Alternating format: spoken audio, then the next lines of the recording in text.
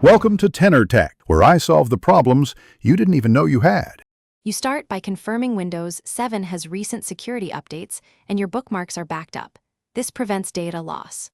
Once done, close heavy background apps to free memory and make sure Chrome is not running in the system tray. Now open Chrome from the Start menu or taskbar so you can access settings.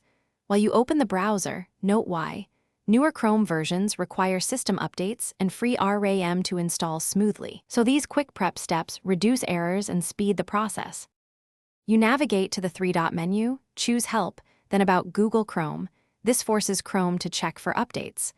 Once it finds a new version, it downloads automatically, and you will see progress, so watch for messages.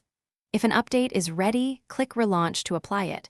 Chrome restarts and completes installation. If Chrome says it's up to date but you still want the latest build, download the official installer from Google and run it. Make sure you choose the correct 32-bit or 64-bit version for your system.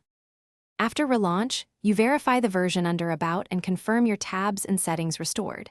If not, use the History menu to reopen closed windows.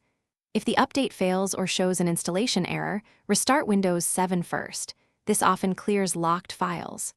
Once restarted, try the update again.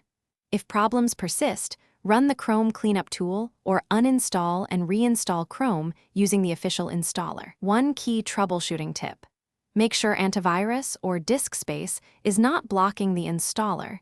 Disable temporarily and free at least a few hundred megabytes. Thanks for watching. Subscribe to keep your life in tune.